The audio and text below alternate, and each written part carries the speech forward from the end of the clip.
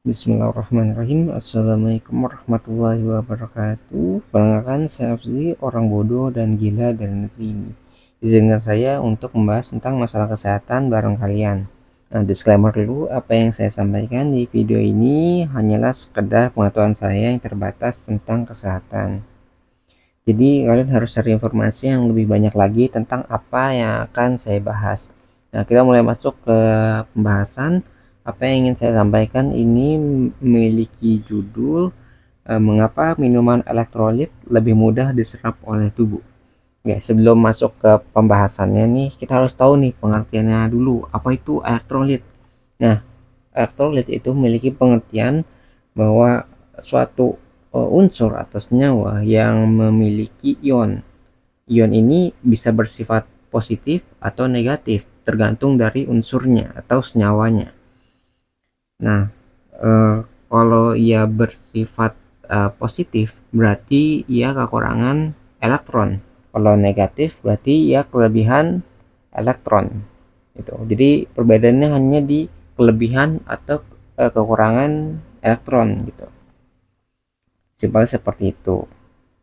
Lalu pengertian minuman elektrolit.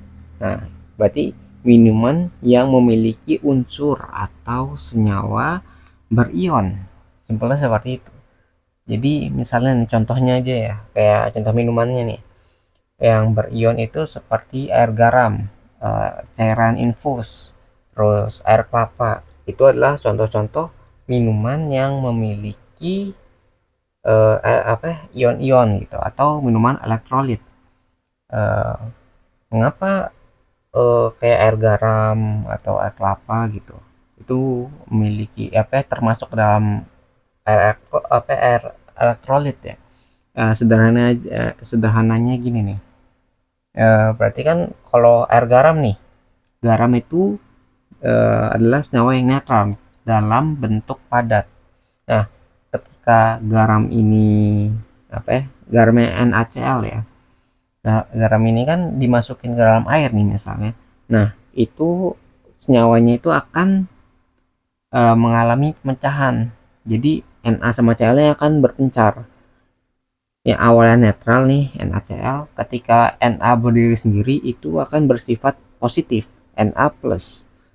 Dia kekurangan elektron, dan yang kloridanya, yang Cl-nya itu akan bersifat negatif. Gitu. Jadi ion-ion tadi itu akan muncul ketika ia larut di dalam air. Gitu. Jadi yang awalnya netral terus tidak dicampur dalam suatu larutan atau air ya, ia akan berpencar dan menjadi ion-ion yang berdiri sendiri ya. Lalu mekanisme tubuh dalam menyerap tadi larutan-larutan elektrolit tadi yang kayak misalnya kelapa atau air garam gitu. Nah, mekanismenya adalah karena tubuh itu tuh sebenarnya ya, dia sifatnya adalah isotonis. Jadi di dalam tubuh tuh dia memiliki tegangan sendiri, ada namanya tuh viskositas atau kekentalan. Di dalam tubuh tuh ada kekentalan. Jadi air biasa gitu itu nggak sembarang bisa diserap secara langsung. Kalau misalnya ada air biasa nih, sel itu bisa mengalami lisis atau pecah, karena ketika air biasa itu masuk, proses osmosis itu akan terjadi secara berlebihan. Jadi kalau misalnya air biasa kita minum kebanyakan atau enggak, ada sel tubuh nih di dalam dimasukkan ke dalam air biasa, maka sel tadi itu akan bersifat hipertonis dibandingkan dengan lingkungannya. Maka air itu akan bergerak masuk ke dalam sel secara berlebihan.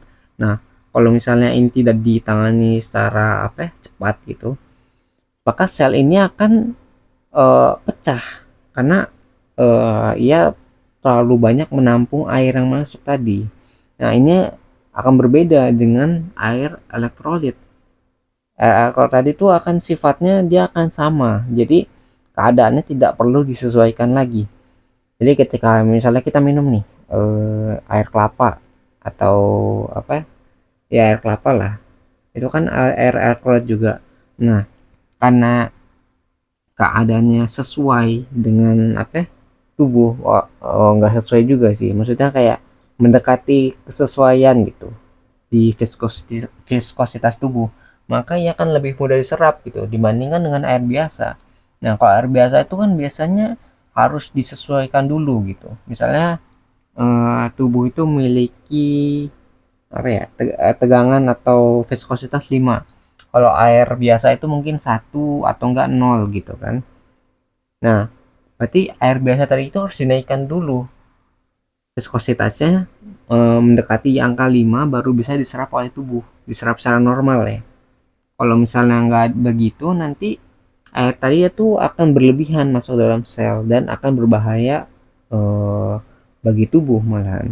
Makanya kan kalau ginjal tuh akan mengatur tubuh nih. Wah, ini terlalu encer ini darah. Nggak boleh terlalu encer seperti ini. Hal ini bisa berbahaya bagi sel-sel tubuh. Maka dari itu, kalau minum kalian banyak ya, minum air biasa itu biasa akan lebih mudah kayak beser atau buang air kecil gitu dibandingkan dengan kalian minum misalnya air elektrolit gitu kan. Nah, itulah perbedaannya gitu.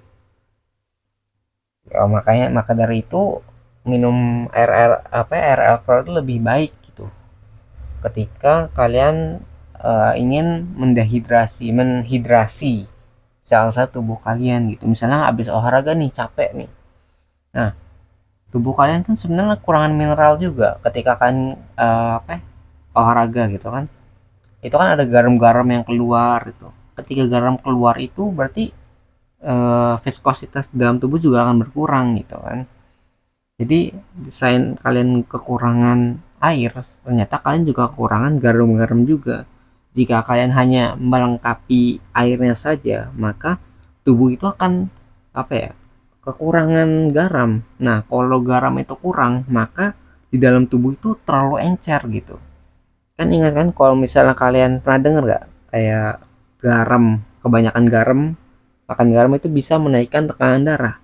Dan itu benar, karena ketika garam itu banyak di badan darah, maka darah itu kan menjadi lebih kental gitu kan. Nah, ini kebalikan nih. Habis olahraga, air kurang, garam kurang, tapi kita hanya memenuhi air mineral saja, misalnya air biasa saja gitu. Tidak minuman yang elektrolit tadi. Minuman yang mengandung ion-ion yang bisa menyimbangkan eh, apa ya namanya? Viskositas dalam tubuh di dalam darah. Maka kalau misalnya kita hanya minum air, maka ya itu akhirnya kita kekurangan garam-garam tadi dan menyebabkan ketidakseimbangan eh, viskositas dalam tubuh gitu kan. Pokoknya kalau misalnya kalian habis olahraga atau ingin menghidrasi tubuh kalian, maka akan lebih baik untuk meminum eh, minuman elektrolit. Oke, itu saran aja ya. Disimbangkan lah yang penting. Kadang-kadang juga kalau kalian mungkin makan makanan yang asin ya, cukup lah kalian berarti makan apa minumnya itu minuman yang tawar gitu, yang kayak air putih biasa juga nggak masalah, karena tadi garam-garam tadi itu udah dari di makanan tadi, jadi kalian nggak usah berlebihan gitu. Lalu kalau kalian hanya ingin memenuhi dari minuman saja gitu kan. Lalu mungkin cukup ya apa yang ingin saya sampaikan di video ini. Mungkin apa ya, saya cukupkan dulu, tapi sebelum saya akhiri saya ingin mengatakan bahwa jika ditemukan adanya kebenaran di dalam video ini, maka itu semua bersumber dari Tuhan yang Maha Kuasa, dan jika ditemukan banyak kesalahan ataupun kekurangan di dalam video ini, maka itu semua berasal dari diri saya sendiri. Di channel kita juga ada moto, jangan didengar, jangan dipercaya, ragukan segala pilihan, dan selalu buktikan bahwa pendapat saya salah. Lalu jelaskan di mana letak kesalahannya. Saya menunggu jawaban Anda, wahai orang-orang pintar dan waras di luar sana, karena orang yang bodoh dan gila ini sangat membutuhkan bantuan kalian. Terima kasih bagi yang udah menyimak. Semoga bisa bermanfaat videonya. Saya akhiri dengan kalimat wassalamualaikum warahmatullahi wabarakatuh. Saya Afzi, pamit undur diri. Kita ketemu lagi di pembahasan selanjutnya. Insya Allah.